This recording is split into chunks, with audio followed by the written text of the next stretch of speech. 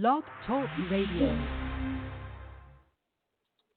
Alternative facts.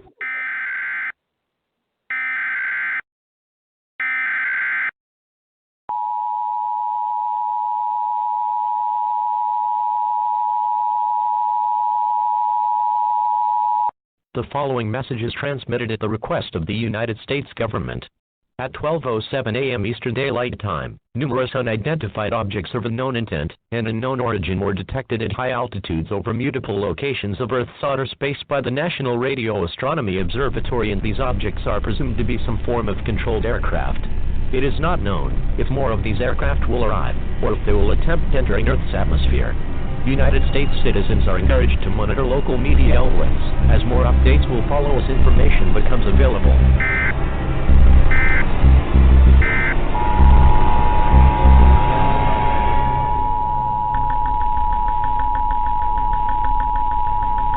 The following message is transmitted at the request of the United States government. Attacks by the undead have been reported in several states across the country. The dead are rising from their graves and are attacking the human race.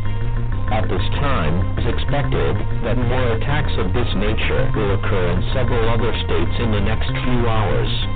The intent behind their attack is unknown at this time. He has been observed that a byte or exchange of fluids is a method of transmission. This is an extremely dangerous situation if they crave the taste of human flesh. It is not known whether this event will last for hours, days, or even longer. Stay calm, as authorities have been dispatched to deal with these creatures. An all-clear siren will be sounded when this situation is under control.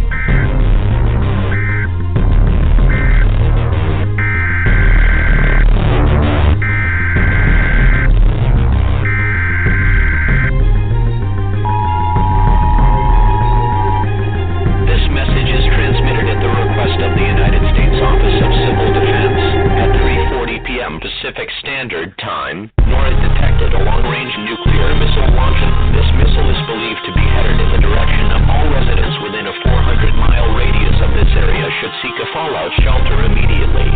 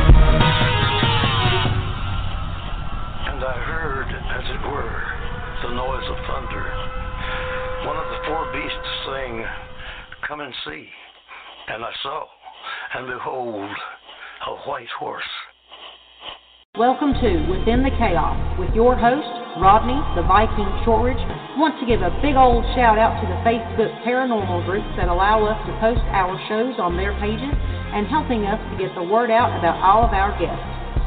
If anyone would like to speak to Black Diamond Paranormal Society, BDPS, to discuss your paranormal questions or issues, go to our website at blackdiamondps.org or email blackdiamondps@yahoo.com. As always, our services are free. Good evening, everyone, and thank you for joining us tonight. You can listen in by calling 516-387-1922, or you can go to the Vibe Radio Network website at blogtalkradio.com/Vibe Radio Network. For deep within the heart of the Appalachian Mountains, I'd like to welcome everyone and thank you for listening to Within the Chaos. My name is Rodney Shortridge, and I'll be your host tonight. First off, I'd like to give a shout out to my cousins up in Ohio, Jennifer and Joe Shortridge of 222 Paranormal. If you get a chance, check out their talk show. You can find them on Facebook under 222 Paranormal. Well, I hope everybody's doing good tonight.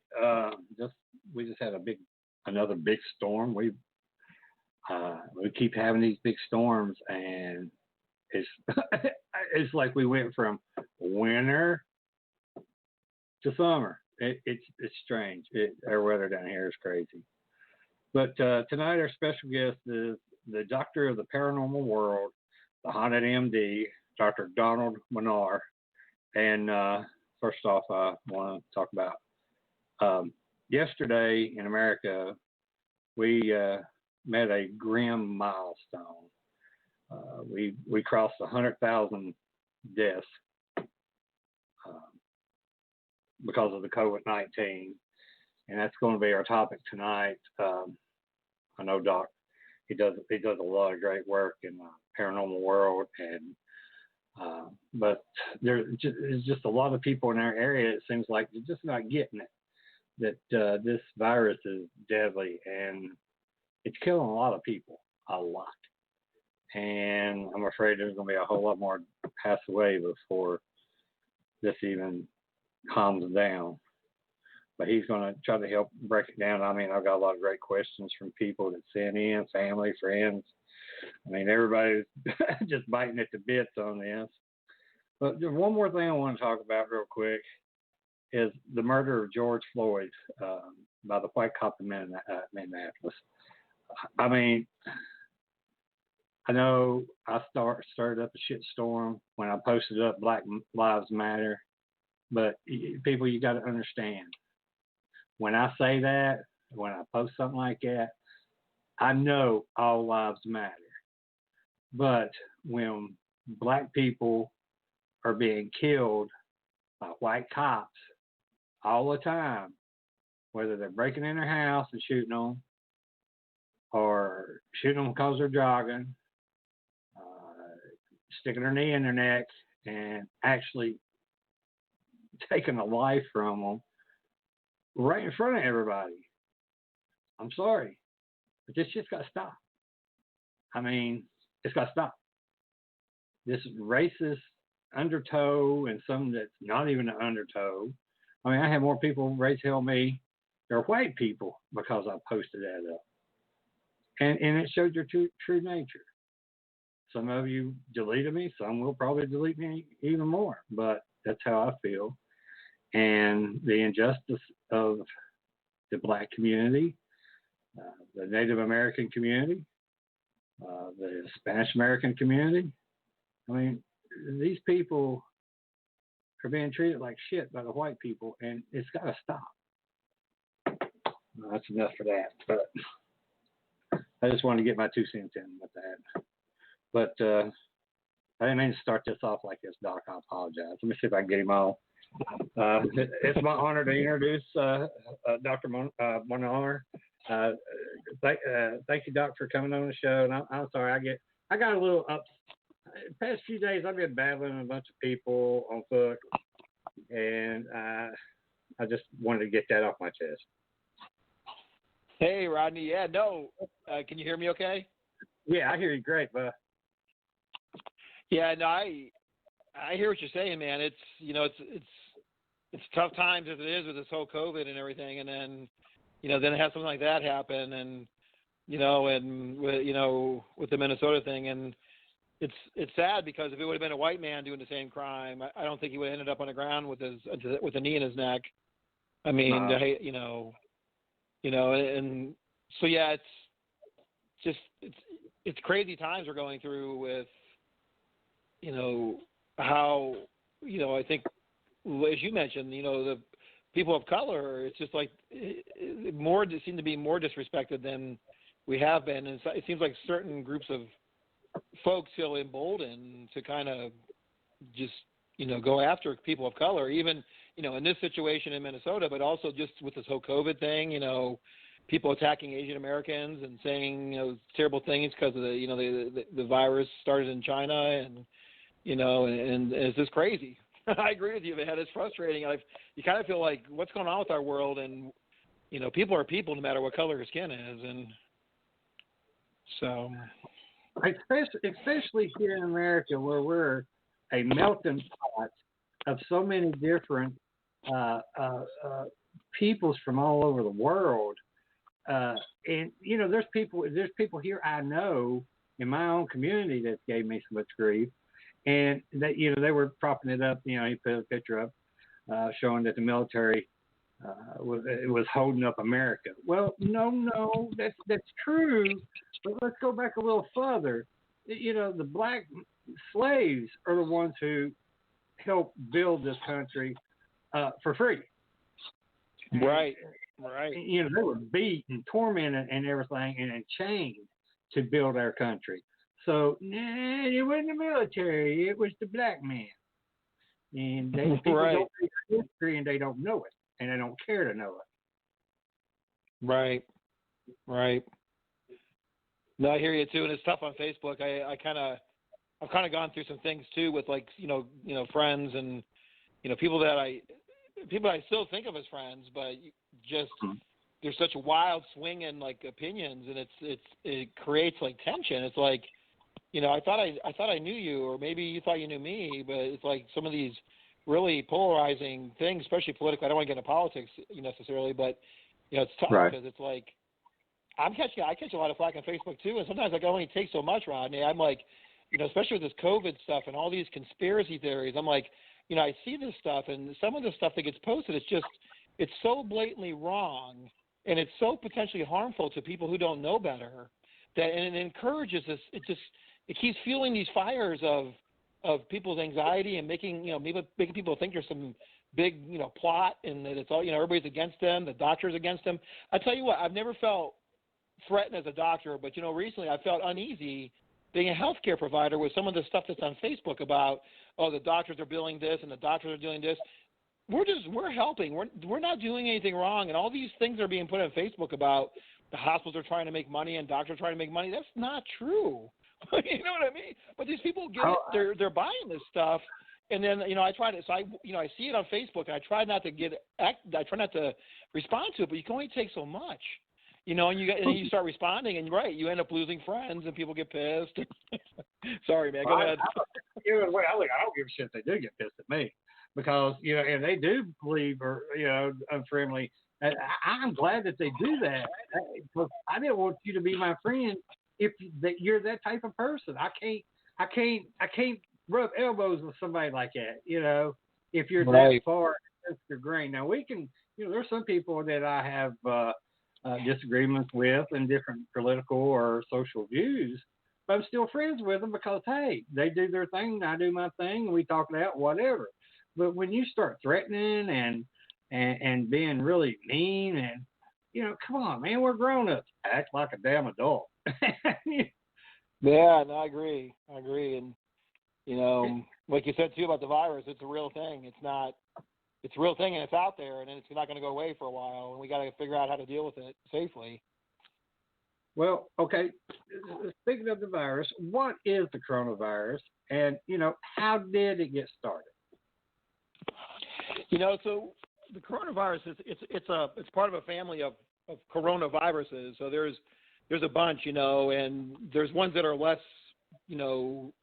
that cause disease much less, like the cold virus. A lot of the common colds that we normally get during the year, they can be from coronaviruses. So this particular one, though, is just a real strong one, and it's actually they finally named it as it's the SARS SARS-CoV, or it's SARS-CoV-2, and what that means is severe acute respiratory syndrome. Coronavirus number 2. There was a SARS virus number 1. They don't call it one. They just call it, SARS coronavirus back, a few years back when they had that scare with SARS. I'm trying to think what year that was. Early 2000s. They had that going on. But anyway, so this is it's like the virus that would normally cause a cold, which is just on steroids that. Get into your lungs and can cause this crazy, reaction in your lungs and all that. As far as where exactly it came from, we're not 100% sure. When they look at the genetics, when you look at the DNA and all that, it seems like it was related to a virus they see in bats. It's related, the reason why they call it the SARS coronavirus 2 or coronavirus 2 is it's most closely related to that SARS coronavirus that we had before. So that's why they call it the 2, because it's most related to that. And those particular viruses were found in bats. So they think, that it probably came from, a bat to humans. They're not sure if it came through another animal. There was some thought that it came through like an anteater type animal and then got to humans. There are some theories out there, and nobody knows for sure. There was a theory that, in Wuhan, where this thing started, there's a research lab there that researches viruses, and they were actually researching this particular strains of this kind of virus just to learn how to deal with it and learn about the virus. And there's been some theories that maybe that accidentally got out.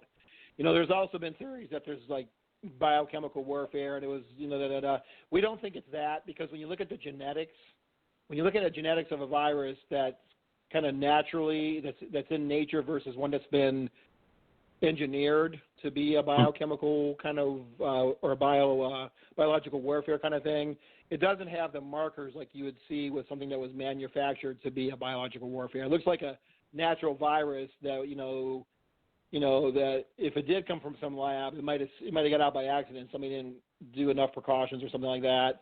The prevailing theory is that it was, it got into this wet market in Wuhan and and got out that way to people.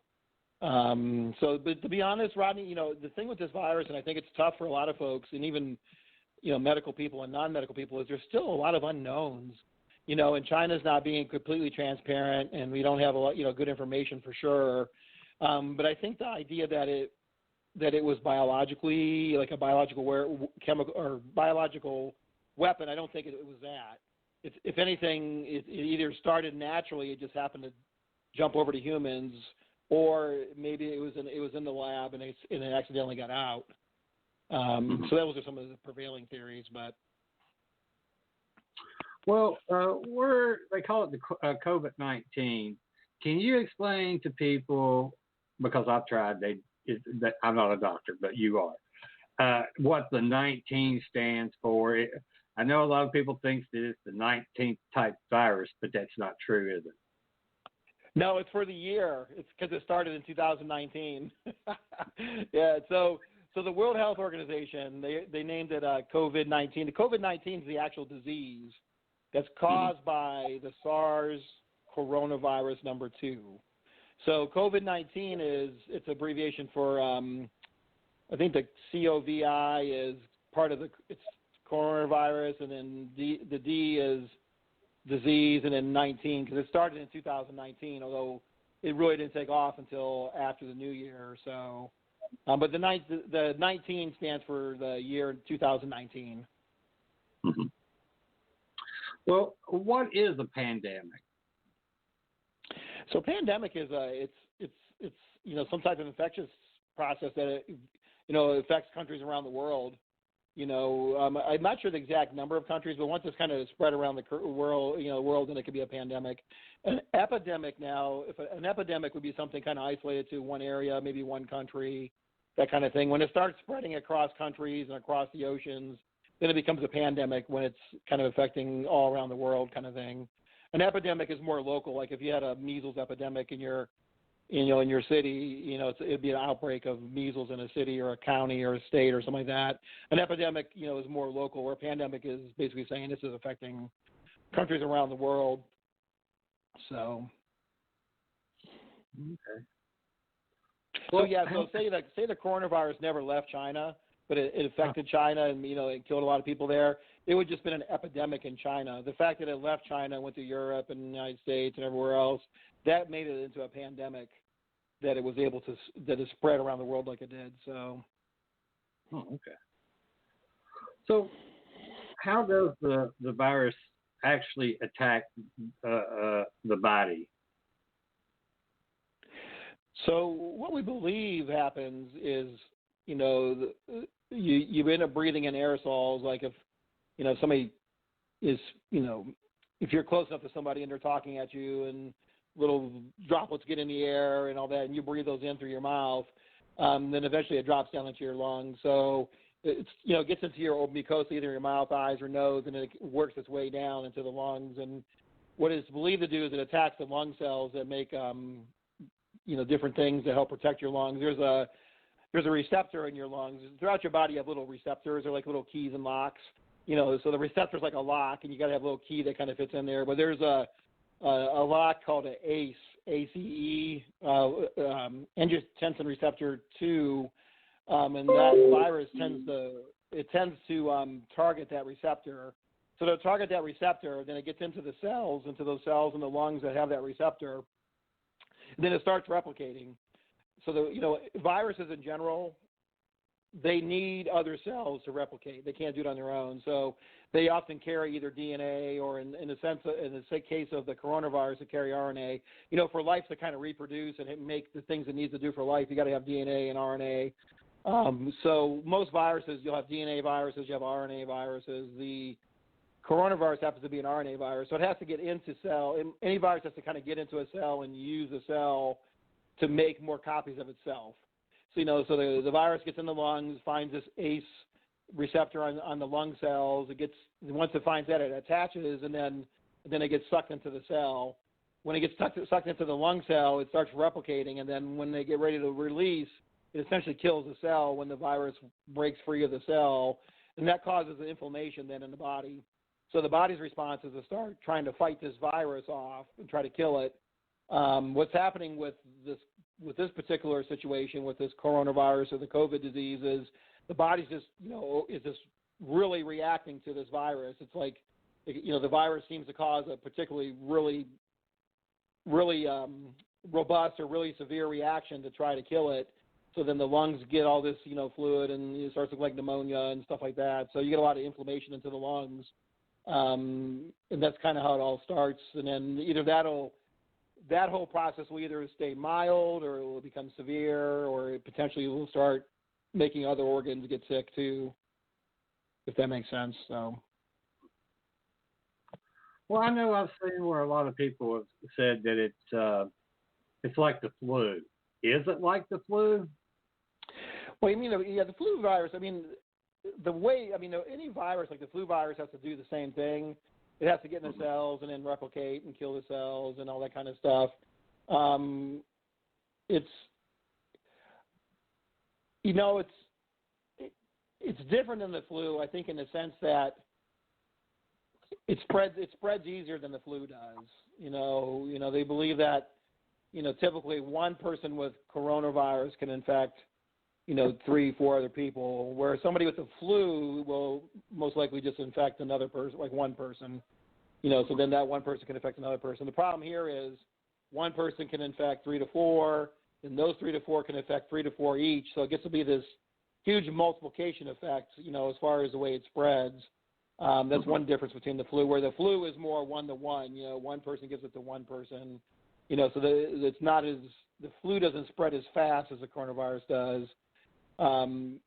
Some of the symptoms, the mild coronavirus might feel like a severe flu kind of thing, or maybe, even milder than that. So the other problem with the coronavirus right now is the death rate seems to be a lot higher than you see with the flu. The death rate, I was actually looking at the numbers today before I called in with you, and based on the numbers we have right now, which a lot of people debate how accurate the numbers are as far as deaths and the amount of cases that we have. But if you figure out the death rate right now in America, about 6%, it has about a 6% death rate in the United States, and then also for around the world if you do the same workout. So right now, about 6% of people that get the disease are dying from the disease, where flu, the death rate is lower. And I'll be honest with you, I can't remember off the top of my head right now what the death rate from the flu is. The death rate is definitely low. It's lower than what it is for the coronavirus. So the chance of dying from coronavirus is higher than the flu. So those are some of the differences. And also, they're just different. They're different virus families. The influenza viruses are a different class of viruses than the coronaviruses. Although, the way they kind of attack the body is similar: get in the cells, kill the cells, cause an inflammation response. So, and all that kind of stuff. I think the other difference too, when you look at coronavirus versus flu is, all of us have seen flu throughout our life, so we have some kind of immunity. Even if every year the flu virus kind of mutates, so it's a different flu virus, but you might have a little bit of cross reactivity. If you had the flu this year versus the flu next year, you might it's not totally a new virus to you. The problem with this coronavirus is a totally new virus to humans, so we really don't have any immunity against it at all. So that's the other thing that's kind of hurting us. With the flu virus, you may have a little bit of immunity left over from the year before, something like that. So the human race hasn't seen the coronavirus, so it's like a brand new thing that it's like totally new to our system. Where with like flu, it's not flu. It's the flu viruses aren't new to us. Although each year the virus that causes flu may be a little different, but we might our bodies might have a little bit of memory from the last year. So that's one of the things too that's been a little tricky. The other thing that we're seeing a lot with coronavirus, more than you see with the flu, is when people get really sick, they're prone to getting blood clots, like strokes, heart attacks, blood clot in their lungs, blood clot in their kidneys. With the severe flu case, when some people with flu will end up on ventilators and get really sick, and you can see some clotting in those cases too. But we're seeing that now that now that the virus has been around more, that people are having a higher likelihood to get clotting and stuff. I actually know the patient that we were taking care of at our place that had a stroke. He had COVID, was on the ventilator. He's off the ventilator now, but he had a stroke as part of his COVID. So that's some differences, if that helps clear it up a little bit. Yeah. Well, what about people that are diabetics? And I know the elderly are really suffering from this, but I've also read a lot about people that are diabetics, that it's really running rampant through them, especially like the Black community. Why is that? Yeah, it's a good question. So it seems like people with pre-existing diseases, diabetes, heart disease, lung disease, older folks. I think with some of those things like diabetes, I guess it depends how well controlled you are. With diabetes, if your sugars aren't well controlled, it affects your immune system. When your blood sugars get higher than 200 or so, it starts affecting the way your body can fight infections. That's why a lot of times people with diabetes will get terrible infections that are and they'll be pretty advanced before they get to a doctor. And so diabetes is not well controlled, or if you already have complications from diabetes, it means your immune system just may not work as well. Also as we get older, our immune systems aren't as well. It don't work as well either. So it seems like with those kind of situations that our immune system just isn't able to fight off the disease as well, and we might not have as much of a reserve to survive. If you get really sick with this thing, it takes a lot of energy in your body to kind of fight it off. So if you're already kind of chronically ill and you don't have a lot of reserves, as it is, from having bad lungs or a bad heart, then it's just it's just hard to fight it off, because if you happen to unfortunately get really sick with this, it just really your body can't handle it, and you tend to get sicker than it would be if you were maybe the same age but didn't have all those medical issues. So although having said that, some younger people who are pretty healthy are also getting overwhelmed with this thing too. So it just seems like people with diabetes, heart disease, lung disease, immune system problems, those kind of things are just unable to really fight it off and are more susceptible to getting really sick to it. So. Yeah, I know. I went to my diabetic doctor in February, and he was telling me about the virus, and my doctor's never done this before, but he got right in my face, and he's like, Rodney, I'm telling you get this, you will die. He said, go home and don't come back out until I tell you can come back out. And I was like, good. It's a good doctor. It's a good doctor. I was like, damn. And then all my other doctors that I see, they all call me and they're like, are you staying, home? I said, yes. And, they would talk to me and ask what's going on, and, and just do it over the telephone, have a session with me to check me out. And it made me feel really good that they cared enough to just, call me up and say, you still alive? Yeah. Yeah. Well, the other thing too with diabetes is, even if you're controlled and you get sick, a lot of times these illnesses, we see it knocks your system. When you get a stress to your body and you got diabetes, it makes your sugars go haywire. So your sugars, if you get COVID, if you get coronavirus and you get sick, and then your sugars end up being skyrocket high, like 300, then that knocks out your immune system, so it doesn't function as well. So you can't really respond to the virus, so it hits you a lot harder just because it's kind of like a circle, you know. It's like you get sick, it throws your sugars off, it makes you more sick, and so it gets to be kind of an ugly thing. So. Yeah, he told me about 2 years ago in February, I caught I got a blood infection real bad and I didn't know it. And Oh no. My wife told me I was running around the house naked, pissing on the floor and everything like that. I don't remember. But you know, it was like on a Friday. I remember sending my granddaughter with her grandmother, and I woke up Monday evening and I'm in the hospital in Kingsport, Tennessee, going, where am I at and what is going on? And, oh no! Holy cow! And there's like 5 different doctors come in there and they're like, well, you had this, and we're surprised you're alive. But hey, you want to drink a water or something? You feeling all right? Holy cow! That sounds pretty scary, man. What kind of bloodstream infection did you have? I can't remember. But I had some infection in the blood, and then they said they think it started with strep throat, but I didn't even have any symptoms of strep throat. I don't remember it.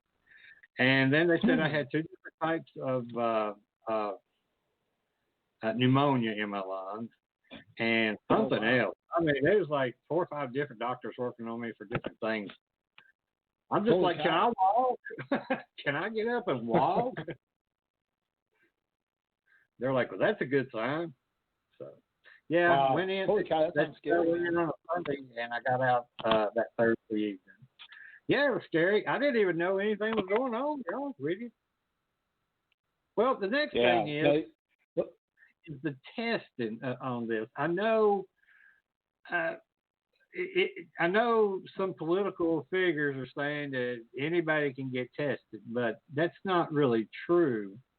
And I've noticed that a lot of wealthy and, professional sports players and so forth don't even have no symptoms are getting tested. Is that fair for the ones who actually need to be tested? And anyway, is the testing even good? Because I've read a lot of things that different states are tested not that well. Yeah, it depends what tests you do. There's different kinds of tests, and you're looking for different things. Like, the test now where they stick it up your nose and screen, you're looking to see, do you actually have the disease right now? And then there's the antibody test, which is, you got to make sure you find the right one, because they're realizing some of the antibody tests aren't picking up accurately. So the antibody test is when they would draw your blood for, and you got to, and that, see, that tells you if you've had the disease or been exposed to it. So the screening tests, though, those are the ones that do up the nose. They have the traditional one that takes almost like a day to come back or so. Then they have one now. It's like a 2-hour rapid screen. So the ones where they're swabbing your nose and testing, for the most part, those are pretty good now. In the beginning, they had a little bit of trouble with them. But they're they seem to be pretty accurate. No test is perfect. Every test has the ability, we'll miss some and then overcall some. But the swabby ones are pretty good. The nose swab ones are pretty reliable. The antibody ones, I think you'd have to be careful with and really want to, if you were going to get that kind of test done, you'd want to kind of ask questions about that and see what it picks up on. Now, as far as who has access to it, yeah, it's really tough now because even, where I work, we're only testing people if we think they really need to be tested. Like, you got symptoms, or you had a definite exposure, or you had definite exposure and had symptoms. So it's like you can't just go. Like, for example, I couldn't just go get a test unless if I showed up and said, "Hey, I want a test because I'm a doctor and I got to work, but I'm not really sick and I didn't have any exposures." They most likely would say no, right? So, and I haven't been tested, because I haven't had any reason to be tested, but yeah, so it's still pretty limited, and at least in this area up here, in Charlottesville, it's mostly if you have symptoms or exposure or something like that. So, I think that's kind of how it is around Virginia. But yeah, no, the idea that anybody can get a test if you want one is still not. It's not true. Now, if you got symptoms, and all that, then symptoms and you got definite exposure, or symptoms without exposure, and it sounds like a good story, then you can get it. The tricky thing is trying to figure out how to get it. For me to get a test on somebody when I'm working, I got to actually talk to the hospital. They have hospital epidemiology, or those are the docs who are kind of like running the show as far as who's getting testing and kind of how we're going to treat this, locally. And, I got to call and run the case by them, and we kind of decide, does this person fit a risk for having COVID? Do we not, do we test, no test? So it's hard to just get a test, at least for us lay folks. Now, I guess if you got a lot of money, or you're in the White House, you can get tests all day long. So yeah, it's not fair. It's not fair how it's being done. And then even some places, I don't know, or some places aren't testing, or they're not reporting their results. Because they don't even want to know what they don't want to add to the numbers, I guess. But go ahead. Does that answer your question, Rodney? I hope. Yeah. I answered it. But it brings up a question. I mean, I'm trying to go by where I've got so many that people had sent me, but I know this is going to jump in political a little bit, but what is your opinion about the president not wanting to wear a mask? Yes, I think it's a bad role model. I think, from what I understand, it's more of a vanity thing. He's afraid how it's going to look. I don't know if you heard that.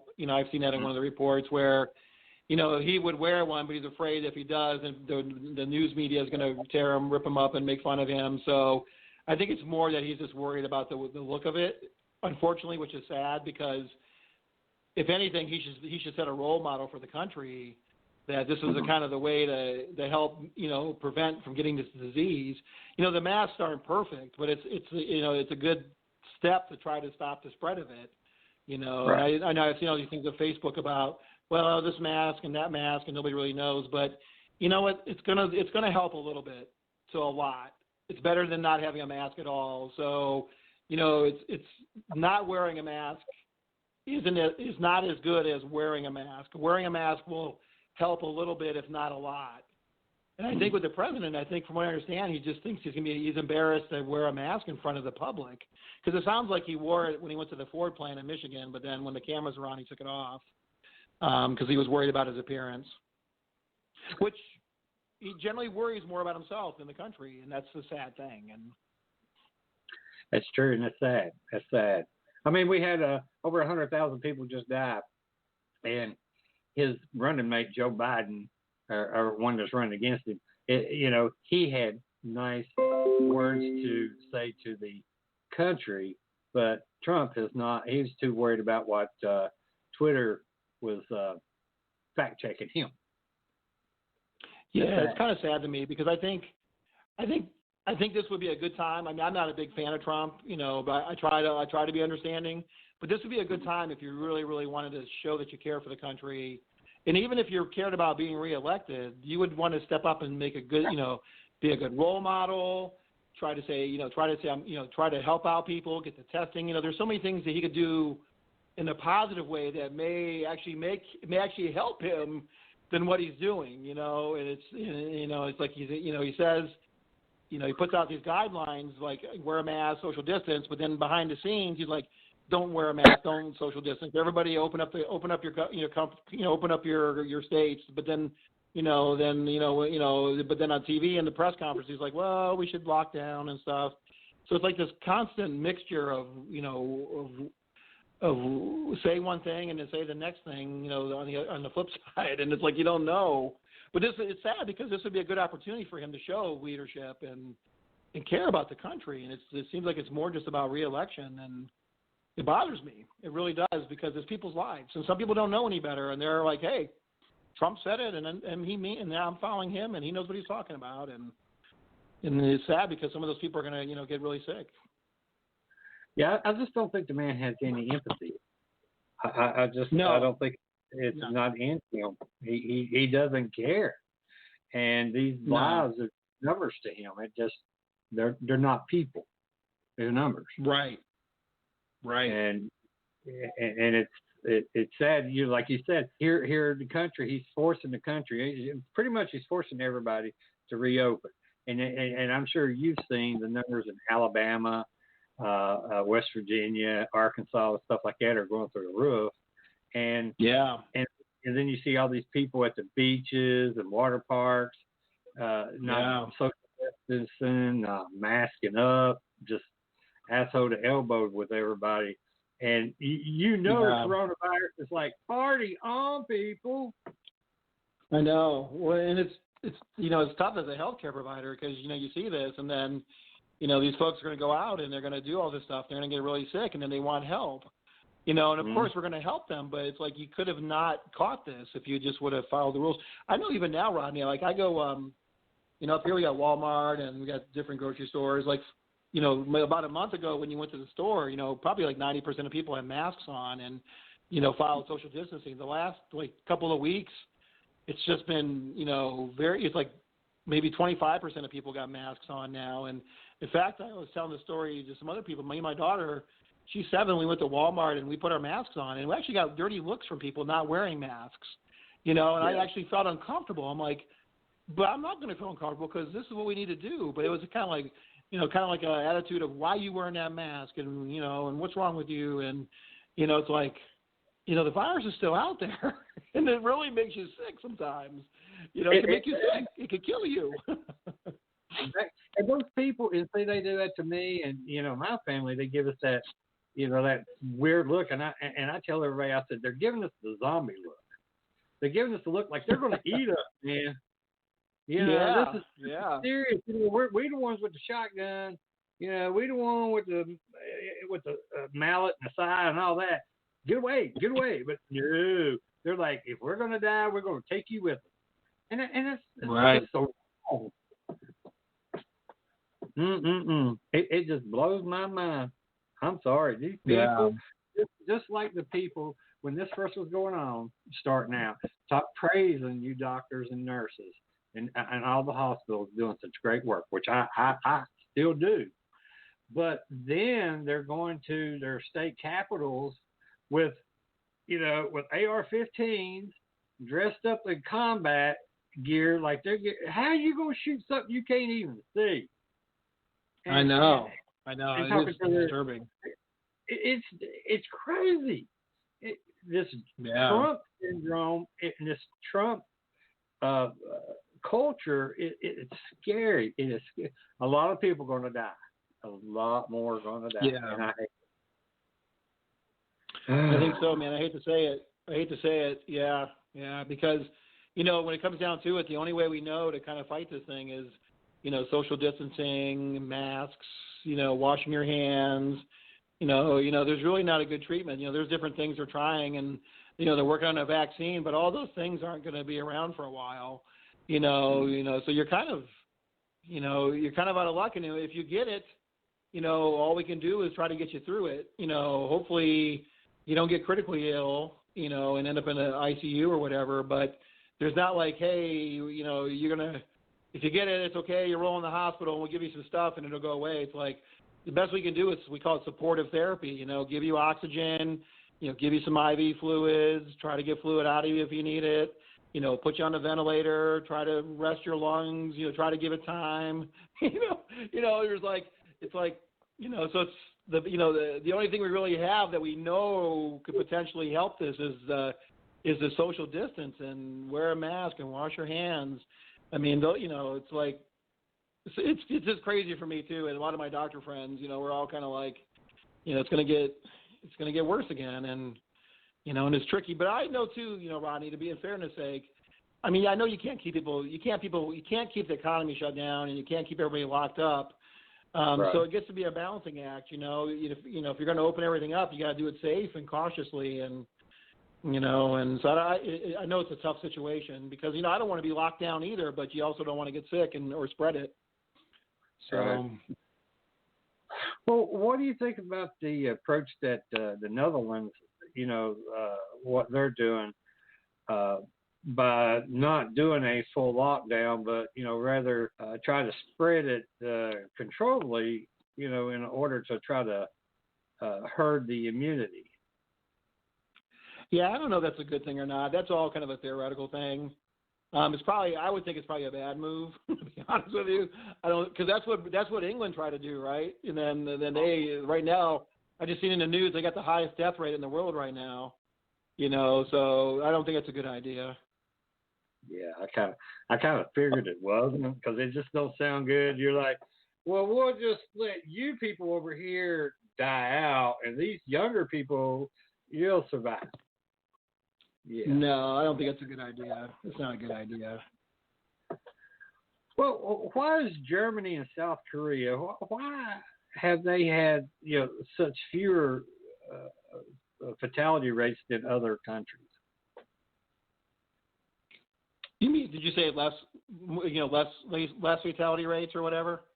Yeah, less fatality rates. Well, I think it's because they had a quicker response. Some of these countries, even like New Zealand and Australia and South Korea, I mean, they had a quick response. And they didn't, they kind of took it seriously right from the get-go. In fact, I seen there was a comparison between South Korea and United States. They both found out the same day, but South Korea got on it right away, and it really changed the outcomes as far as case fatality rate, or the number of people that died from it versus the delay that we had in this country to get a good response going, and how much and then how many deaths we've had and how it's still kind of going. But I think the countries that did better with it, that have the lower fatality rates, took it more seriously. I don't know if they locked down sooner, but they took it more seriously, had a better response. They had a kind of a countrywide response. Testing. South Korea just, the thing they did there was they just tested. As soon as somebody got it, they did contact tracing. Find out who you were exposed to, that they got it, and if they got it, who were they exposed to. So they tried to nip it in the bud real quick. So they were able to test it, find people, test those people, and get those people isolated that had it to stop the spread, which is kind of what you had to do with something like this. As soon as you got a case, you got to get on it, right? Get on it, find out where you got it, who else had it, and put all those people in isolation so they can't spread it. And then when another case pops up, you do the same thing. So I think that's what South Korea did, and, New Zealand and all those kind of countries had and then I think the other thing too is, some of these countries, they, the citizens did what they had to do. And, I know in some of these countries, they got different government than, as far as what we have, but, it's, I think it was just the quick response, testing, contact tracing, and just kind of shutting it down as quick as they could. I think, here we had a little delay in taking how serious it was, and, and so I think that kind of hurt us here. Yeah, I agree. I mean, and what hurts the most is knowing that we were once the greatest nation on the planet, some of the smartest people on the planet, and caring people on the planet. But this virus, this pandemic really showed America's true colors. And it is really, really sad. It makes me sick of my stomach. I agree with you. I have that frustration too. And sometimes I talk with my colleagues, my doctor friends, I'm like, we're supposed to be the best country in the world. And even testing, even for, hang on a second, Rodney. I'm going to step outside for a minute. Okay.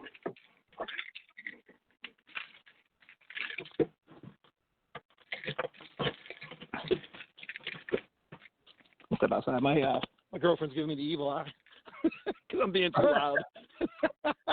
So I go out my Jeep. Hang on a second. Let me go out my car. Hey, don't feel bad. I'm doing interviews out the car too, so don't worry. I'm good. The other thing is my girlfriend's air conditioning isn't working that well in her house, and it's so hot in there. So my Jeep actually, I got some better air conditioning going. Oh, okay. So, can you still hear me okay? Yeah, I hear you fine. Yeah. So, I've often felt that too. It's kind of embarrassing that, and I'm trying not to be political, but the truth of the matter is we're supposed to be the best country on the face of the earth, and we can't even get the testing we need. Even in hospitals, that if we need a test, it should be, hey, just like you order any other test, it should be, I need a COVID test, and that's it. It shouldn't be, well, we got to ration that stuff, so it is shocking, and it's frustrating as a physician. The other thing was with the personal protective equipment. I was shocked when the president stood up there at a news conference and said that all the doctors that are saying there's no PPE, there's no protective equipment like gowns and gloves and stuff like that it's all fake news. I don't know if you saw that one, Rodney, but I was like, I was sick to my stomach that this man's going to stand there and say that, because he was like, well, they're going on MSNBC and they're going on CNN. They're all fake news, just trying to hurt me. It's like, oh my God, did you really just say that? I'm like, it's true. PPE was a problem and still is a problem for a lot of places. And I was shocked. I'm like, I can't believe this president of our United States just stood there and said that. The thing that gets me with this whole situation is, I know for a fact that President Obama had a pandemic group of people that was ready to respond, and also had a game plan, a book, a guideline book of if it happened and when it did happen, what to do, and they dismissed it all. I cannot believe they actually did that. Yeah, I don't know. I'm not sure what. That bothers me too. It just seems like that Donald Trump just wants anything Obama. He's just trying to get rid of it, whether it makes sense or not. It's just, I don't know what it is against Obama, but it seems like anything he can try to deconstruct anything that Obama did that was in a positive way, or anything he did for that matter, seems like he just wants to destroy it. Or take it away, whether it makes sense or not.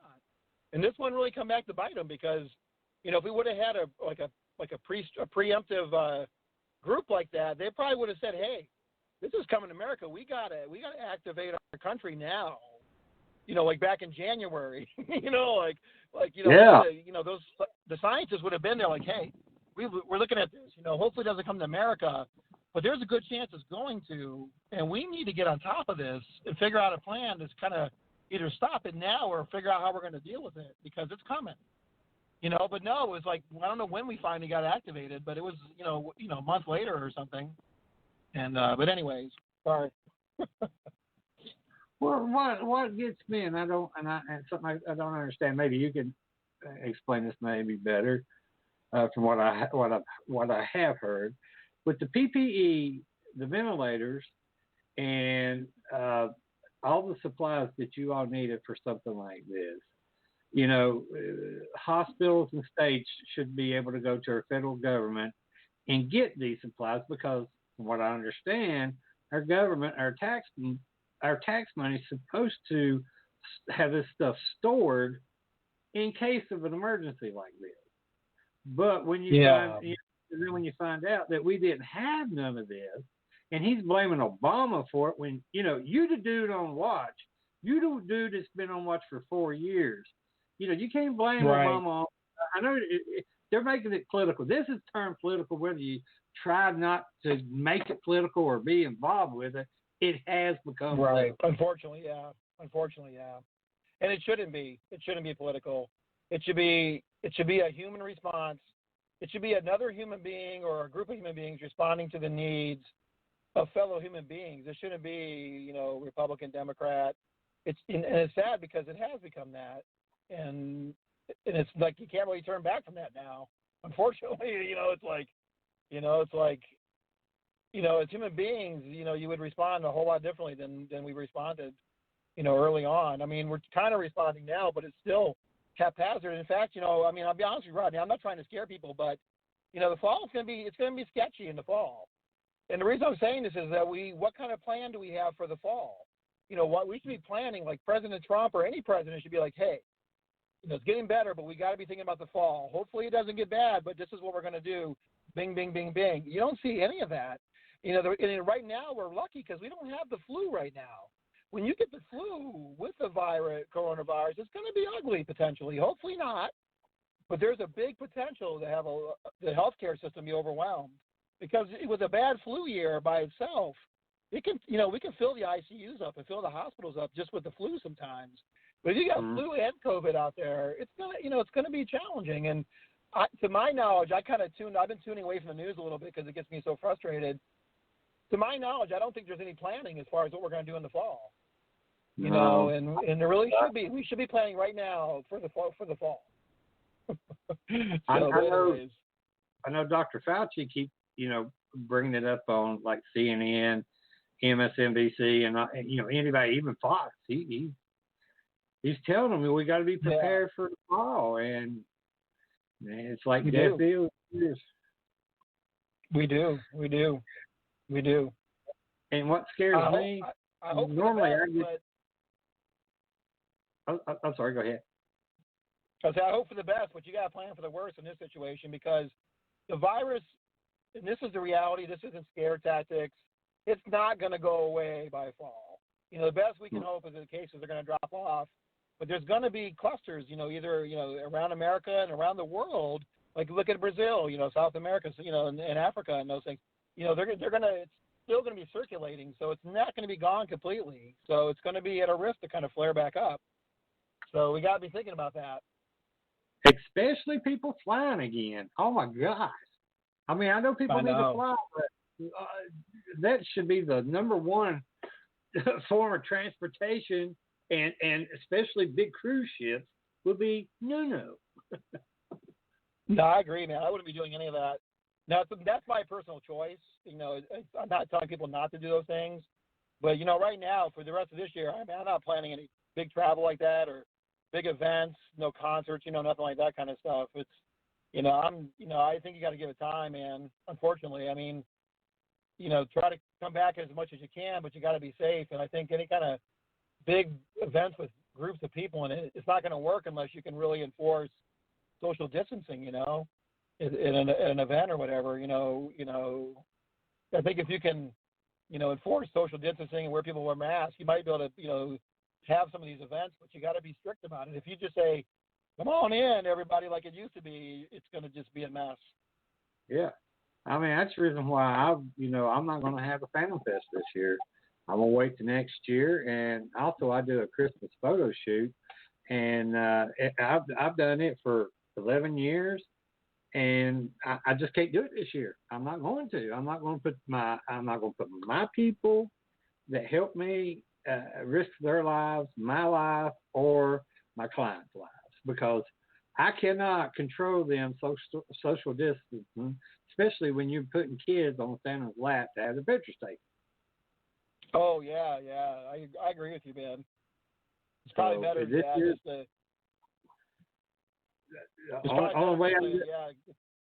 Just let it slide this year. It's probably better not to schedule it. That way you don't have to cancel it. It's probably better just to not even plan them and just start fresh next year. Yeah, that's exactly what, and that give them plenty enough time to hopefully we find a vaccination or cure or something. Yeah, it sounds like the vaccine things are working pretty hard. I just don't know if it'll be ready by the end of the year or not. But you never know. I mean, they get these breakthroughs, but generally the vaccines take a long time, but they're really rushing it through now. So they may have something by the end of the year. Then the question is getting it out to folks, and then you got these folks who don't want to take it, and and it's all this kind of stuff. So it's gonna be a little... Oh my God, they're fighting for a vaccine, and then I'm not putting that in me. Hell no, that's crazy. Right? I don't know, man. It's crazy times, man. I can't make sense of it. It doesn't make any sense to me anyway. Because then these are the folks that want to go to work. I want to go to work. I don't want to be locked up. But I want to take a vaccine. I don't want to wear a mask. It's like, well, I don't know what we're supposed to do for you. That's right. I guess just hopefully you don't get sick, and if you do, hopefully you don't die from it. And what the heck? That's right. Well, I think the thing with this virus. Oh, I was going to say with this virus. I see a lot of people posting about their rights feel violated, and my rights this, my rights that, and nobody wants to lose their rights. But the problem with this virus is how contagious it is. So say I get it, but I don't get sick, but I give it to 3 or 4 other people, and half those people get sick, and one of those people die or something. It's like that's the tricky thing about this. It's not so much, everybody has their rights and their freedoms and all that, but you got it becomes tricky when your decisions and your rights affect the rights of others that didn't want to get sick, but you didn't care about it, so you went and got it and gave it to this poor person who got sick, and now they're in the ICU or they died, heaven forbid. but I see a lot of this stuff too, and it's kind of, I know it's tricky to negotiate it, but it's like we all got our rights, but where does it, is it fair for you to make a potentially bad decision that's going to hurt people around you, and and what about their rights and all that stuff? So I've been seeing that a lot on Facebook. Oh, I know it. It's all right. It's all about me. That's one thing that bothers me with the way America is today. It ain't the United States of America. It's me, America. Me. America's number one, which means I'm number one. Screw all you are. Yeah. And I hate that mentality. I hate it.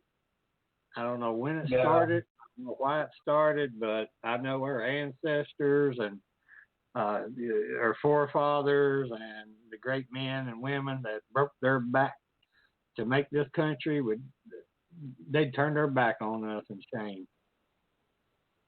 Yeah, it's kind of weird. I can't put my finger on it either. It's like there just seems to be a certain amount of this like anger and pent up frustration, and it's kind of sad. I don't know where it comes from. I feel bad that so many folks out there have this anger and hatred towards other people, and except for like their own kind of thing. Kind of going back to the whole race thing, but even among like even among white folks, there's groups of white folks that seem to be so angry at everything and everybody, even other white folks, and and different people, different points of view, and it's just sad. It's sad that all that's kind of been brewing underneath, and it's like these last several years, last 3 or 4 years has really brought that out, and then this virus in particular.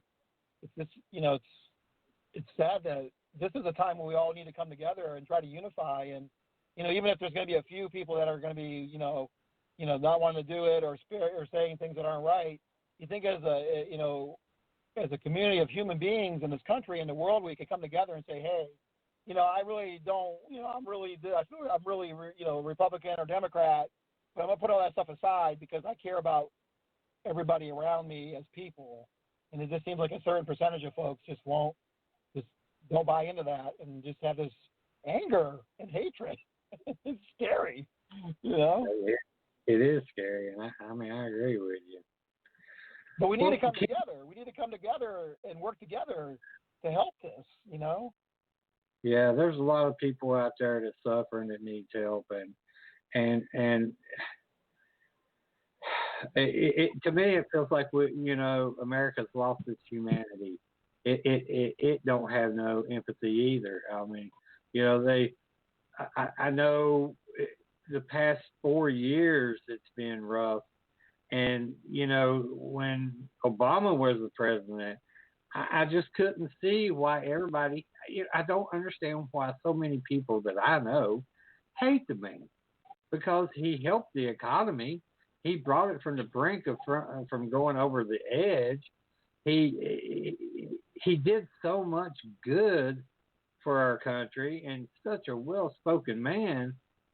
And I don't understand the hate.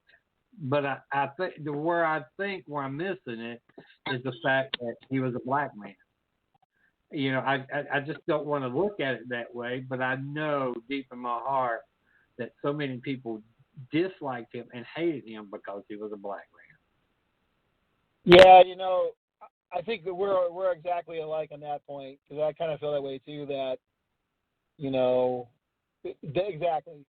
you said what I've been thinking too. That it's just so much hate and people are just so upset. And I think that attitude is kind of what now that Trump or a white man being president, now people are just all those people that were so fed up just like unleashing all this anger that they had pent up, and like so it's, I think it's exactly that, unfortunately, and and people had a hard time dealing with that. But yeah, I mean, I think Obama did good things too. I wasn't, I liked Obama a lot. There were things I didn't like either, but I think he definitely, he got health care for folks, and he was a class act. You never he never had all his cabinet members getting kicked out or going to jail, or those kind of things. You never had him being on trial for working with a foreign government. So it's just like he had a lot of class, a lot of character, and and well spoken and all that. So, but yeah, I agree with you on your assessment on that. And that anger that you were speaking about across America, you get someone like Donald Trump that can feed off that and can stir it up and poke at it, and it's just like a fire, it's down to the hot coals, and he knows if he pokes it a little bit, I'll stir it up, it'll get hotter, and it did. Yeah, right. Well, and the sad thing is that. Oh, go ahead. You go ahead. Well, and to me, the sad thing is the fact that he don't even care about these people. These people mean nothing to him.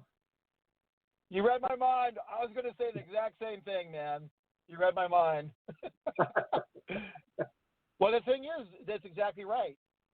Most of his followers, he would never associate with them. They would never get to come to his country clubs and hang out in his club, in his places. If they showed up, he wouldn't let them in there. He just knows that by saying what he has to say, he'll get their vote, and that's all he cares about. He doesn't really care about them, and that's what's frustrating. That's what it's like, and I don't understand why those folks can't see that. And it's just that, I guess it's that anger that they felt towards Obama and the way the country's going. I know a lot of people feel that we're too politically correct, and the white man's losing the country, and it's just shocking to me. And Trump, he feeds on that to get what he wants. But you're right. He doesn't care about these folks. He doesn't care about these people at all. But they seem to think he does. He's a good salesman, man. He's got it down, I tell you. Oh yeah, he's good at that. He's good at selling that name. Yeah. And the thing is, the other side of the coin is the Pentecostal people, the churchgoers, the Christians. That a lot of them were my family members that voted for Trump, and I'm like, how can you vote for somebody that you wouldn't even let in your church because they're so vile? Right. Oh, because God's going to use him. God's going to use him, and God's going to do great things through him. And I'm like, are you shitting me? What Kool-Aid are you drinking? I can't believe it, man. I got a good friend, a good doctor friend, and church going, and really religious, but smart person. Tries to live a good life. All big Trump supporter, and I'm just shocked. And we got to the point now where we can't talk about politics. We talk about doctor stuff, and kind of talk about friend, kind of non-important stuff. But this person, he's just so brainwashed in the Trump. I'm like, I'm just blown away by it. I'm like, and he's a super smart. He's one of the smarter doctors. One of the smartest doctors I know, and he's a super religious person. But just like, I don't know. It doesn't make any sense to me. It's like Trump is like, he's not at all what a godly man should be like. Yeah. I don't know. It's crazy to me. I don't know what to say or do anymore. Well, I feel good that we got that part of it out because, be honest with you, Trump turned this pandemic so political that you can't even have a conversation about the virus unless you talk about the reason why it's destroyed so many lives in America. Yeah, you're right. You really can't separate them. Mm-mm. So can the coronavirus mutate? So there's different schools of thought. Like I said, there's so much we're learning.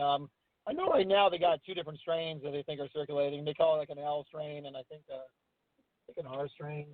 So there's the worried it could mutate. And that's one of the problems with the vaccine is, if you finally come up with a vaccine, what if it mutates in the next year or the year after? So it's possible. Any virus can do that because you got to remember that, like I said earlier, a virus is using your cells to reproduce itself. So it uses like your DNA and your RNA, and there's always like reshufflings going on. So it could pick up, if it affected me, for example, it could pick up some of my DNA or my RNA or whatever, incorporate it into itself, and it may give it some special power it didn't have before. We're not sure if that's really happening. It seems to be reasonably stable from what we could tell, from the genetics right now. I think let's see, I just read this before I got on. There's like 103 different strains, but they're all similar enough that there's not major mutations, but they're just little slight mutations. So, but you do run that risk, with any virus, that it could potentially mutate to something that's, that could be trickier to take care of, or it could mutate the other way and maybe not be so bad. Like I know they think the virus that came from China to Washington and California was a little different than the one from Europe. The one that came through Europe to New York, they think was a little more virulent, was a little more was people sicker than the one that came over the Pacific Ocean from China to California. So, so there is some possibilities of it, there being some mutations. Just hopefully there are not any major ones. Especially if you get a vaccine that comes out. That's the problem with the flu. Every year we got to have a different flu vaccine because the flu viruses are always kind of reshuffling and coming up with a different pattern and stuff. So, but the coronavirus is not thought to be that active of a changer, as far as we know right now. Like the flu virus can mutate pretty quickly, where coronavirus is thought to be maybe a little more stable in that regard. So. Okay. But you do worry about the possibility. Mm-hmm. Well, if you survive the virus once, could you be reinfected? We don't know for sure. We're thinking that the body makes antibodies and it gives you some immunity. So the question is how long those antibodies, your immune system, will recognize that and kind of fight it off. So what we are seeing, though, is people that are positive have the disease get better, then test negative, and all of a sudden test positive. We've seen that. But we think the reason for that is that the virus itself is gone, but there's pieces of virus left. So the test you do looks for parts of the virus to see if it's positive or not.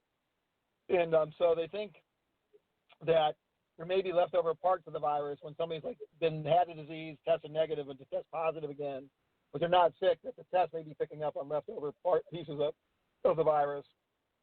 Mm-hmm. So right now, I don't think there's cases for sure where people have gotten sick twice from it.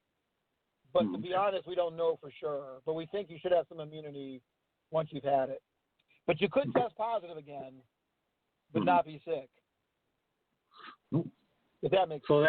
So that would make you a carrier, and you could infect people. If you tested positive again, but you already had it, most likely it's testing positive because you got some little pieces left, but you don't have whole viruses. So most likely you wouldn't be a carrier if you already gotten through it and tested negative, but then tested positive again. But it's one of those things. I hate to keep saying it. We just don't know 100% for sure. But it's not been proven that if you had it, got better, that you could potentially carry it and give it away. Once your symptoms are free, and a lot of times we're testing people to see if they're negative. I know I have a patient that had it, was on the ventilator, and then before he came to us, he tested negative twice. So they're, usually you end up testing negative once it's kind of resolving itself and once your symptoms are free. So. Okay. Well, what's your thoughts on the hydroxychloroquine, the light, and disinfectant in your body to kill the virus? No, don't do any of that stuff. Don't do any of that stuff. Especially the disinfectant and the light in your body. No, you don't want to do that. And the hydroxychloroquine, there's been a big study came out that it doesn't help, and it may actually cause more problems.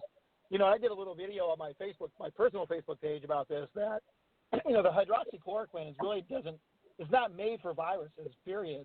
The only thing they thought might help is, hydroxychloroquine will treat malaria, and malaria, it's not a virus, it's whatchamacallit, I'm drawing a blank on it. It's a parasite, but I'm drawing a blank on what kind of parasite it is. But the plasmodium is the name of it. But what happens with malaria is it has to get into the red blood cells. Malaria is an infection of red blood cells.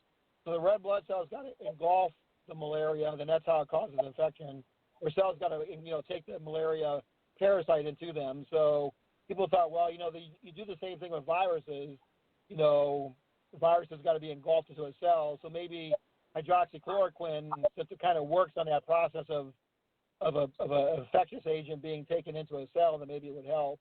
But really, for viruses, that's why hydroxychloroquine and chloroquine, they're not antivirals. You have antibacterials for bacteria, antivirals for viruses, anti-malarial or anti-parasitic drugs like, hydroxychloroquines for those kind of things. And, also the hydroxychloroquine's used to kind of decrease the immune response also for like rheumatoid arthritis and things like that, lupus, inflammation diseases. But really, the hydroxychloroquine and the chloroquine are not made for viruses, and they don't target the way a virus works, except for that idea of being engulfed, by the cell. So, but the research they did, it looks like it's not proven to really help.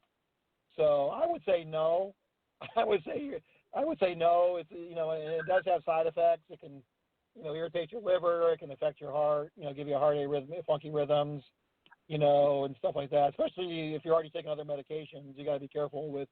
If you're taking any other heart medications and you start taking that, you worry about potentially heart complications. So I would not take it just for the heck of it.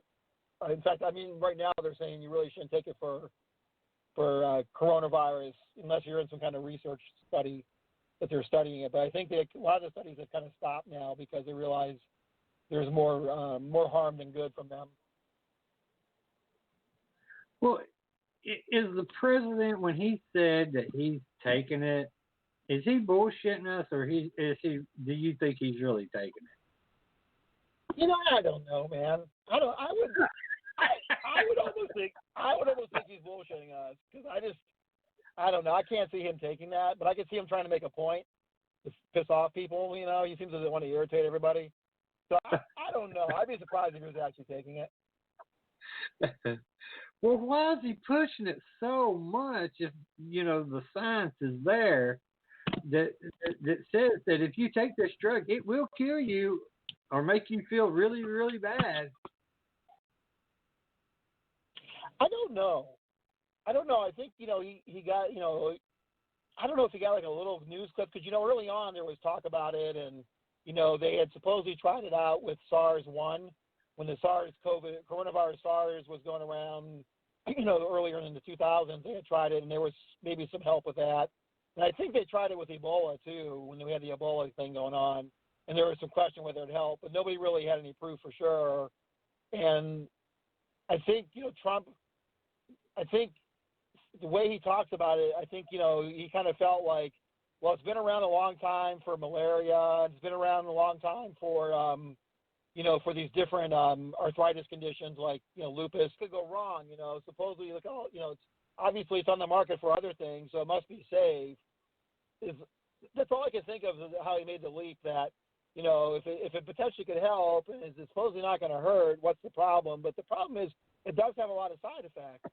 And even when it comes to treating, some of these immunological diseases, it's not our first line drug because it's an older drug and it has complications, it has some side effects to it. So, so I think he just kind of extrapolated that it's been around forever. Maybe it might help. And it sounds like maybe it's safe. And, then, probably heard something on Fox News that said it was okay. And, because I know there was some right-wing media stuff that was out about it being okay and, and all that kind of stuff. And, so I don't know. Yeah. I think it's probably a bad move for him to do that as a president. But I think, he was trying to reach for something that could kind of make it look better, that it wasn't going to be as bad as it was, and to make people feel, maybe give some people some kind of hope or, but the problem was it just wasn't, the science wasn't there yet to really say yes or no. So I don't know. It wasn't a good move to kind of make. I think he was just kind of trying to pull something out to make everything look better than how it was. Well, in your opinion, after this pandemic comes to a close, however long, that they'll take, what should be the first step as a global community take so that we are better prepared, for the next pandemic? Well, it's a good question, man. I think, you got to be thinking about it down the line. And, I think you do need to kind of put a team back, like some type of way to kind of monitor monitor the situation all the time, kind of like what was in there before with that, the thing that Obama had put in. You need to have some kind of, committee or group that kind of is going to pay attention to these things and have an early alert. With this particular virus, all politics aside, if we could have responded quicker to it, it may have saved lives. I think people probably still would have died, but it would probably have been less people, and we could have had a better response. So I think you need a team that pays attention to all these things around the world because, Ebola is still out there. There's all these other potential viruses that are still out there. So, you need to have a group that kind of keeps track of that. And, and I think the other thing that we've learned with PPE is we got to start making that stuff here in America. So much of the gowns and gloves and things were made out of the country, and masks and stuff like that were made out of the country that it really hurt us, especially when China, who makes all this stuff, was sick and couldn't really make the stuff, and they needed the stuff. So I think we got to, figure a way to make a lot of that stuff here in the country and stockpile it, and then have a way to pay attention all the time, and then to react quickly when this happens again. Yeah, I agree. Well, Doc, I guess I'll ask you a couple more questions before I let you go. One is, and I do appreciate you talking about the COVID so much, and maybe hopefully that this may, bring some light to some people that keep listening to the bullshit and listen to the professionals and the doctors and the science. It will save your life. But how's the paranormal investigations going? Because I know I ain't done shit this year and don't plan on doing anything. Yeah, it's a good question. I ended up sneaking away maybe about a few weeks ago, and I helped out a team that's getting started called Paranormal Visionaries and all that. But it's it was a small group of people and all that. So, but even then, I kind of felt a little bit weird. But we had a good investigation. But as far as doing the big stuff, I know a lot of there was a lot of different paracons and things like that have been kind of rescheduled, and public events have been rescheduled. I think some of these events are starting to kick off again. But I know I'm actually helping out another team, Lunar Paranormal. They're doing a public event coming up in June, and we're just really stressing the idea of first of all, it's a small group of people. Next of all, you got to have masks, you got to social distance, and all that kind of stuff. So, but a lot of the things have been shut down. A lot of locations are shut down, and and then also because of the no travel kind of thing and all that. So, yeah, the investigating has been kind of on the lower side. Now, I've been posting some stuff on my page recently that I had. Me and Christine, my girlfriend, did an investigation in February before all this really took off. So I had some good evidence from there that I've been posting. And then we'd done an investigation in January, too, before this kind of all took off. So I have some evidence from there I've been kind of looking through that I never got a chance to kind of review. But, no, overall, I mean, it's, for the most part, it's shut down as far as doing a lot of investigations. We're really doing any big investigations, so. Yeah, it's like me. I just told them, let's just we need a good year off. Let's take a year off and reboot. And my book just came out in February, so I was tickled about that. And, it came out right when all hell broke loose, and I'm like, well, that's me. Mine known. Here I got a book. Finally wrote a book, and then the pandemic hits and can't get nobody to buy one. Yeah, that's how you do it. I know. Well, I tell you, it hit everybody. Hey, I saw you though, man. I saw you on that on Travel Channel. I think I messaged you about that. It was something about the haunted graveyard and all that. Yeah, we did that back in 2011, 13, 12, somewhere in there. It's been a while. It looked like it was from a few years ago. Like, you don't look like I was watching it, and Rodney Shortbridge. I'm like, Rodney, I know Rodney. I watched it. It was a good episode. It was a good piece. That morning when you saw it, someone else, another friend of mine on Facebook, they messaged me probably about 5 minutes after you going, hey, I just seen you on the Travel Channel. And I'm like, the doc did too. I'm like, wow, who else is going to holler at me? Yeah, what show was that? Caught on Paranormal on Camera, or? No, it was My Ghost Story. Yes, yeah, that was it, yeah. It was good. Well, Doc, like I said, I appreciate you coming on the show, and I want to thank you, all the nurses and medical staff that you work with, for y'all's hard work and your dedication to saving so many lives and staying strong through all the bullshit to make it through this. And you all have always been my heroes, regardless of all these other people out here talking shit, man. I do. I love you all to death. And, they've been some doctors I've dealt with that I've been like, you're an asshole, but I still respect you. But you're not. You're cool as shit. But they've been some doctors I've dealt with that they've been a few of them that I've been like, God, why are you such an ass? But, hey. No, I know. Still love them all. I know. I got some colleagues. For the most part, they're nice. But some You people know just have I know. Yeah, they just got a different way of looking at things sometimes.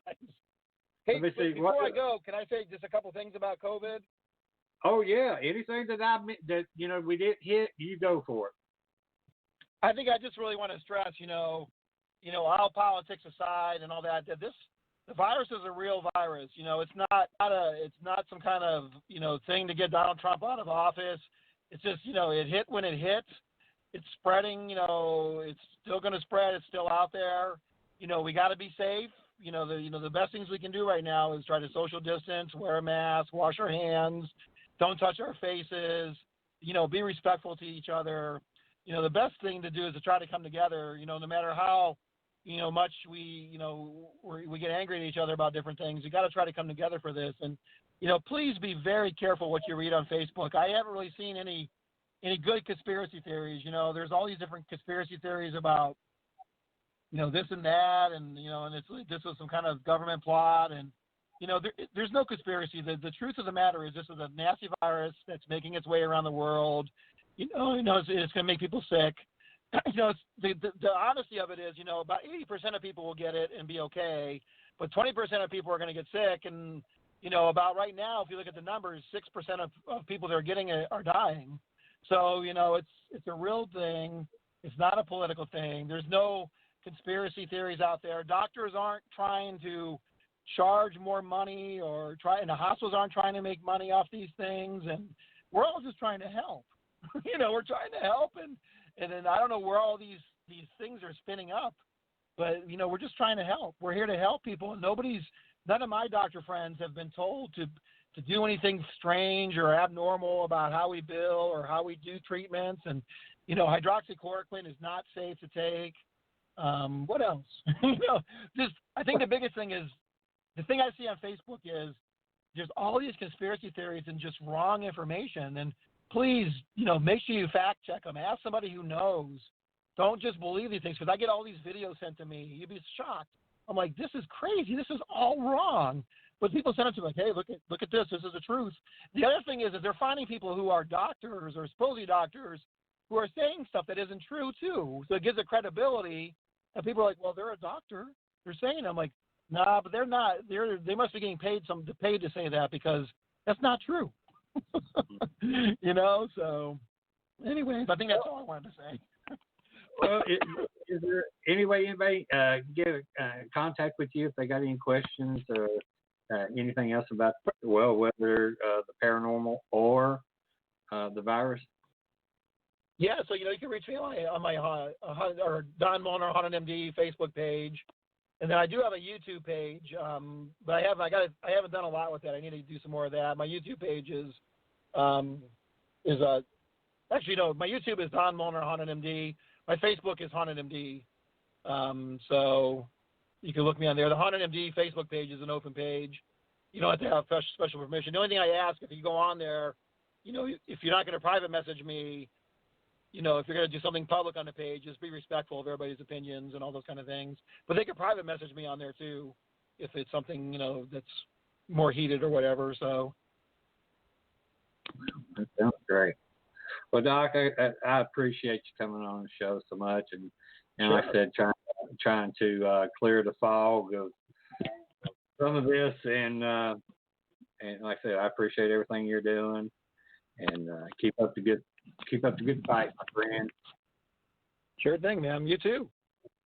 Hey, I just raise a lot of hell. That's all I do. I make a lot of That's people good, mad. man. We got to. You got to raise hell and and keep doing that. Okay. Well, I'm good at it, so until they put me in the ground, that's what I'll be doing, I guess. All right, man. Hey, will you go back in the house? Tell your girlfriend we calm down now.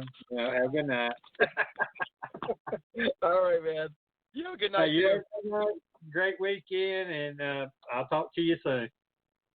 All right, you too. Bye-bye. Okay, bye-bye.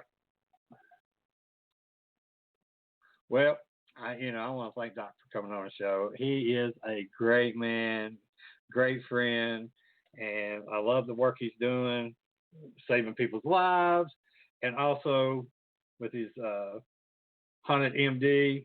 Check him out. He's got some really interesting stuff. He's got a lot of different type of equipment that he uses. It's really fascinating.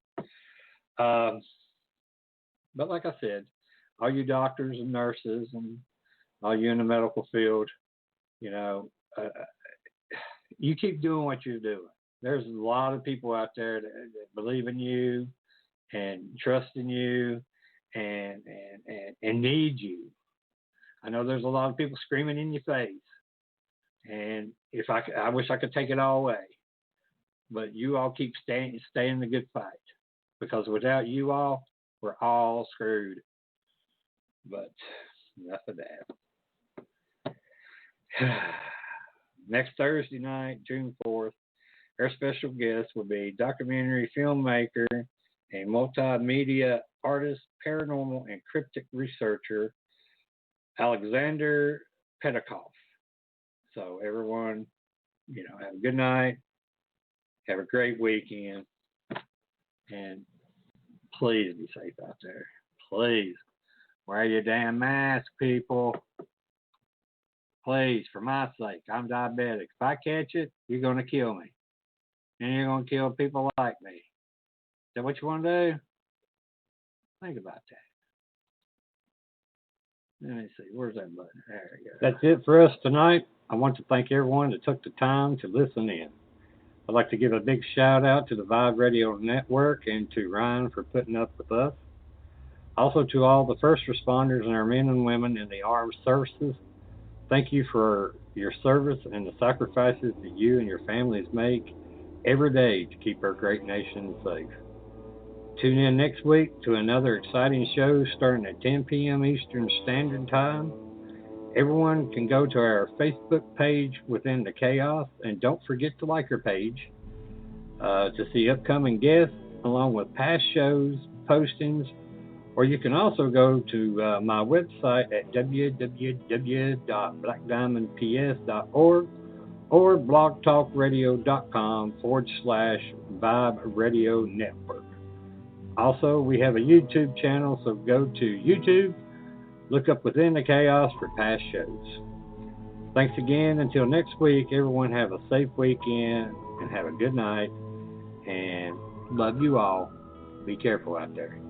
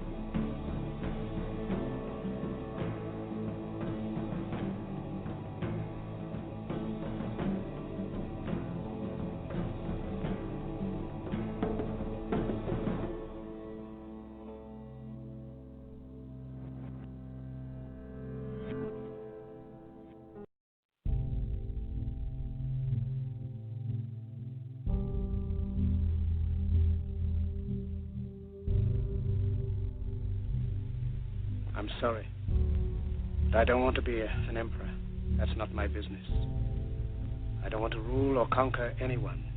I should like to help everyone if possible. Jew, Gentile, black man, white. We all want to help one another. Human beings are like that. We want to live by each other's happiness, not by each other's misery. We don't want to hate and despise one another. In this world, there's room for everyone, and the good earth is rich and can provide for everyone. The way of life can be free and beautiful, but we have lost the way. Greed has poisoned men's souls, has barricaded the world with hate, has goose-stepped us into misery and bloodshed. We have developed speed, but we have shut ourselves in. Machinery that gives abundance has left us in want. Our knowledge has made us cynical, our cleverness hard and unkind. We think too much and feel too little. More than machinery, we need humanity. More than cleverness, we need kindness and gentleness. Without these qualities, life will be violent, and all will be lost. The aeroplane and the radio have brought us closer together. The very nature of these inventions cries out for the goodness in men, cries out for universal brotherhood, for the unity of us all. Even now, my voice is reaching millions throughout the world, millions of despairing men, women, and little children, victims of a system that makes men torture and imprison innocent people. To those who can hear me, I say, do not despair. The misery that is now upon us is but the passing of greed, the bitterness of men who fear the way of human progress. The hate of men will pass, and dictators die, and the power they took from the people will return to the people. And so long as men die, liberty will never perish. Soldiers, don't give yourselves to brutes, men who despise you, enslave you, who regiment your lives, tell you what to do, what to think, or what to feel, who drill you, diet you, treat you like cattle, use you as cannon fodder. Don't give yourselves to these unnatural men, machine men with machine minds and machine hearts. You are not machines, you are not cattle, you are men. You have the love of humanity in your hearts. You don't hate, only the unloved hate, the unloved and the unnatural. Soldiers, don't fight for slavery, fight for liberty. In the 17th chapter of St. Luke it is written, the kingdom of God is within man, not one man nor a group of men, but in all men, in you. You, the people, have the power to create machines, the power to create happiness. You, the people, have the power to make this life free and beautiful, to make this life a wonderful adventure. Then in the name of democracy, let us use that power. Let us all unite. Let us fight for a new world, a decent world, that will give men a chance to work, that will give youth a future and old age a security. By the promise of these things, brutes have risen to power, but they lie. They do not fulfill that promise. They never will. Dictators free themselves, but they enslave the people. Now let us fight to fulfill that promise. Let us fight to free the world, to do away with national barriers, to do away with greed, with hate and intolerance. Let us fight for a world of reason, a world where science and progress will lead to all men's happiness. Soldiers, in the name of democracy, let us all unite!